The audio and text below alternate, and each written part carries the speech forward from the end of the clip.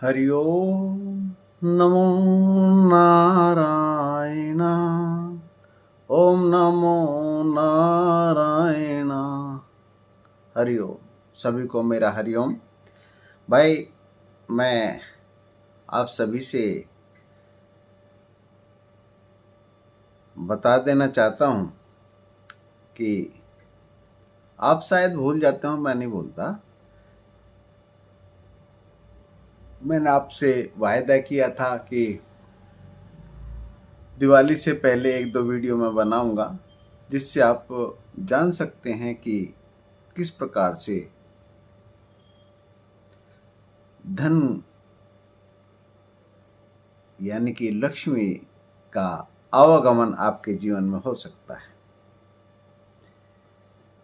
और मैं वायदे के अनुसार फिर से आ गया हूं आपके सामने।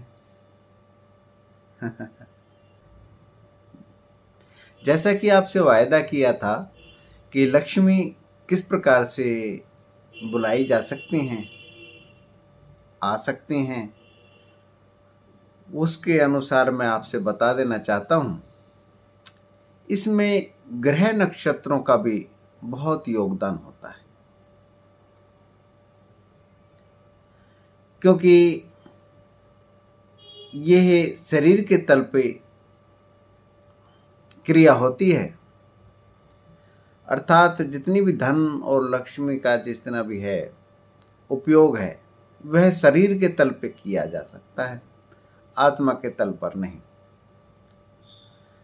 शरीर को खुश किया जा सकता है, 5 ज्ञान इंद्रियों के रसों का आनंद लिया जा सकता है, आत्मा के लेवल पर नहीं।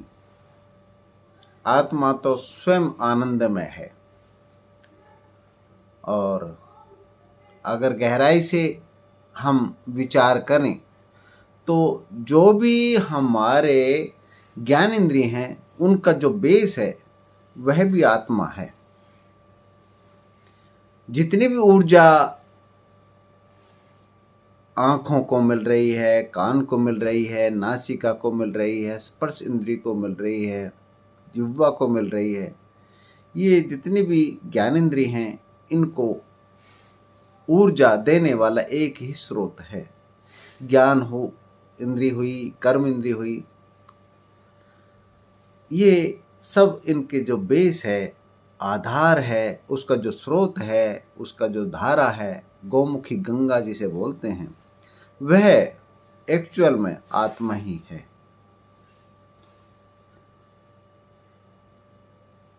परंतु आज मैं उस गहराइयों में ना ले जाकर आपको भौतिकवाद में धन की प्राप्ति कैसे हो सकती है, वह मैं आपसे बतला देना चाहता हूं। इसमें ग्रह नक्षत्रों का योगदान बहुत महत्वपूर्ण होता है।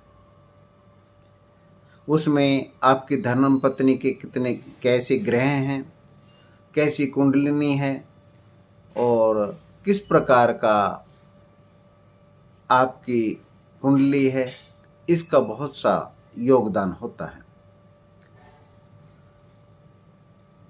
महत्वपूर्ण होता है। जैसे कि एक साधारण से तौर पर अगर किसी की कुंडली के गण, उसके जो मेन गण बोलते हैं ऊर्जा, गण यानी कि उसके साथी, इस शरीर के साथी गण, तो उनको हम ऊर्जा के तौर पर संबोधित करेंगे। अगर उसके गण राक्षसी हैं और एक व्यक्ति के जो गण हैं मनुष्य के हैं या देवता के हैं, तो उनका किस तरीके से योगदान हो सकता है लक्ष्मी के में। और इसके गण असल में ऊर्जा से संबोधित करेंगे तो सभी गणों को आप समझ जाएंगे। जैसे राक्षस और मनुष्य का जो देवता हैं एक ही हैं। हाँ, कुबेर। जैसे किसी को अगर धर्म लक्ष्मी प्राप्त करनी है तो कुबेर के पास जाएंगे, कुबेर की पूजा की जाएगी। कुबेर की पूजा करने के बाद उनको लक्ष्मी प्राप्त हो सकती है। वो किस तरीके से प्राप्त कर सकते हैं, उसका योगदान कैसे हो सकता है, वह हम बाह्य रूप से पूजा करते हैं। जैसे लक्ष्मी की फोटो सामने लगाकर उसका योगदान हम अपने शरीर में, अपने जीवन में प्राप्त करने की कोशिश करते हैं, जबकि आधार इस तरीके से नहीं है। जो ऊर्जा है अर्थात गण है वो हमारे शरीर में ही व्याप्त होते हैं और शरीर को ही कंट्रोल करते हैं। तो शरीर के तल पे ही उस लक्ष्मी को और उस देवता को, उस कुबेर को पूजना चाहिए। जैसे हमारे जो केंद्र होते हैं शरीर में, वही देवताओं के स्थान होते हैं। चाहे वो राक्षस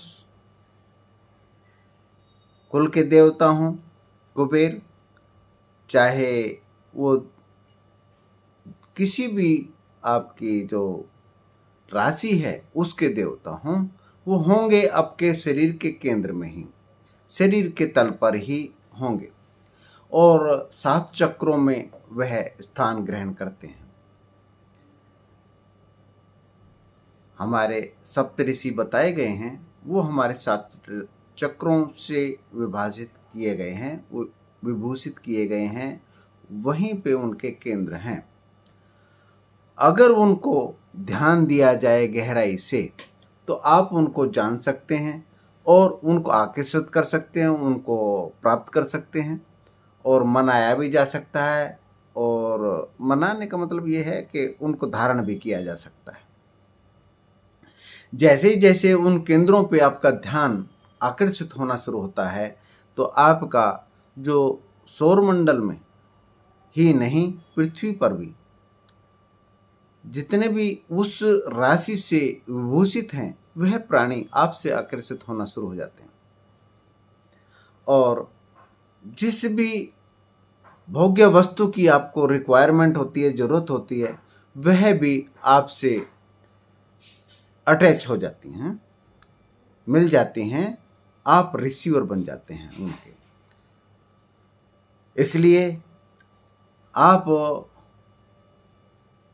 को जो प्राप्त की जाती है लक्ष्मी, वह बेसिक आधार तो ये शरीर ही होता है जो आत्मा से विभूषित होता है। आत्मा यानी कि सौर मंडल का जो मेन केंद्र है, जैसे सूर्य है, हमारे सौर मंडल का मेन केंद्र, ऊर्जा का जो क्षेत्र है वह सूर्य है। इसी प्रकार से इस शरीर में आत्मा का जो मतलब जितने भी देवी देवता हैं उनका जो केंद्र है वह आत्मा है। और जो देवता हैं उनके अलग अलग स्थान हैं। भृकुटी हुई, ब्रह्मरंध्र हुआ, हृदय चक्र हुआ, नाभि चक्र हुआ, ये जो 7 केंद्र हैं हमारे, उनको आकर्षित करता है आपकी राशि का देवता। उस राशि के देवता को स्थान में आप धारण करके उनकी पूजा करेंगे तो आप लक्ष्मी को ही क्या, किसी भी चीज को प्राप्त करने में सक्षम हो जाएंगे, क्योंकि उनका मेन सूत्र भी आत्मा ही है। और यह आकर्षित करने का एक साइंटिफिक तरीका भी मैं आपको बता देता हूं। जैसे आप धन की आसक्ति करते हैं या भोग्य की आसक्ति करते हैं तो उस देवता का स्मरण करके आप प्राणवायु को अंदर खींचेंगे,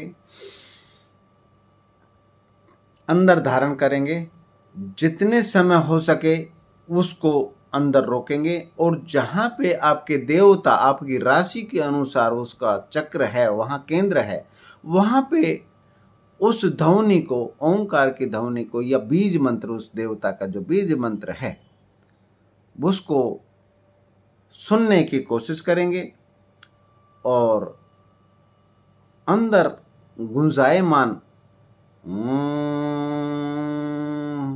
जैसे उदाहरण के तौर पर ओम ह्रीं क्लीं चामुंडाय विच, इस तरीके से शक्ति का आह्वान होता है। इनके बीज मंत्र होते हैं पर बीज मंत्र एक ही होता है। ये लंबा बता दिया मैंने। ओम ह्रीं ओम ह्रीं ओम ह्रीं, बीज मंत्र छोटा होता है पर इस संपुट लगने के बाद इसको लंबा किया जाता है। तो उस केंद्र को ध्यान में रखते हुए इस बीज मंत्र का अध्ययन करेंगे। अगर कुछ छोड़ो, उसको आप बीज मंत्र पे भी नहीं जाना चाहते तो इसका सभी बीज मंत्रों का एक बीज मंत्र है ओम। ओम ओम, उसको गूंजता हुआ, उसकी ध्वनि को आप हृदय चक्र में या भ्रुकुटी में, जो भी आपका केंद्र है, जो राशि के अनुसार केंद्र है, उस पर ध्यान करेंगे। उसको सुनने की कोशिश करेंगे। ध्यान यानी कि उसका जो सुनने की जो क्षमता है उसका अध्ययन करेंगे, ध्यान करेंगे। प्राण को बाहर निकाल कर भी आप ध्यान कर सकते हैं, परंतु भौतिकवाद में अगर उपलब्धि प्राप्त करनी है तो प्राण को अंदर ही खींचकर आप ध्यान करें। जो अध्यात्म के लेवल पर शक्तियों को आवाहन करना चाहते हैं वह बाहर उसको, प्राण को फेंकें और फिर ध्यान करें। अगर भौतिकवाद में आनंद की प्राप्ति लेनी है, जो भी धन संपत्ति की प्राप्ति करनी है, तो बेटर ये है कि आप अंदर उसको, प्राण को लें और फिर उसका ध्यान करें। तो मनुष्य और राक्षस के जो गण हैं, जिसके देवी देवताएं हैं, वो कुबेर हैं। और इसी तरीके से सभी राशियों के जो देवता हैं वे अलग अलग हैं। पति पत्नी के योग से जो देवता बनता हो उसका ध्यान करें। ये नहीं कि मेरा देवता ये है और पत्नी का देवता ये है तो हम अलग अलग भजेंगे, इस तरीके से नहीं होता। राशि कुंडलिनी इस तरीके से ही मिलाई जाती हैं। अब ये भी कहते हैं कि देखो अंग्रेज लोग हैं जो बहुत सारा ब्रह्मांड, जो सारा सृष्टि, सारा पृथ्वी पर सभी, तो इसको नहीं पूछते, परंतु धन की प्राप्ति कितनी है उनको वो सभी जानते हैं। परंतु मैं आपसे फिर इसका जवाब यही है कि धन मिलना कोई सुख मिलना नहीं है। धन मिलना कोई सुख मिलना नहीं है, आनंद मिलना नहीं है। आनंद अलग वस्तु है पर धन अलग वस्तु है। अगर इनके देवताओं को साथ लेकर धन की प्राप्ति होती है तो आनंद की भी प्राप्ति होगी, सुख की भी प्राप्ति होगी, क्योंकि वह शरीर तल पे आपको आनंद ही प्रदान करेगा। लक्ष्मी आने से रोग भी आ जाते हैं। मैंने बताया पिछली वीडियो में कि लक्ष्मी आने से रोग भी आ जाते हैं और लक्ष्मी अपने वाहन के साथ आती है, उल्लू के, आपकी बुद्धि को भी हर सकती है। इसलिए देवताओं के साथ ही आह्वान करें। आज के लिए इतना ही। मैं मूलशंकर आपका अपना भाई। कमेंट सेक्शन में जाकर आप पूछना चाहें तो पूछ सकते हैं। आप वीडियो तो जरूर देखते हैं पर शेयर भी कर लिया करो भाई, सभी को फायदा हो जाएगा। मैं आपका अपना मूलशंकर। हरिओम। जिनके देवता जिनके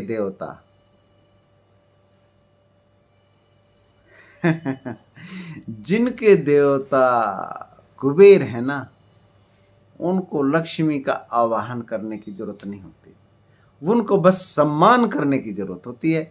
बहुत से राक्षस जिसके गण हैं और वो सम्मान नहीं करेंगे तो व्याधियां उत्पन्न हो जाएंगी शरीर में। ये मैं आपको आगाह कर देता हूँ।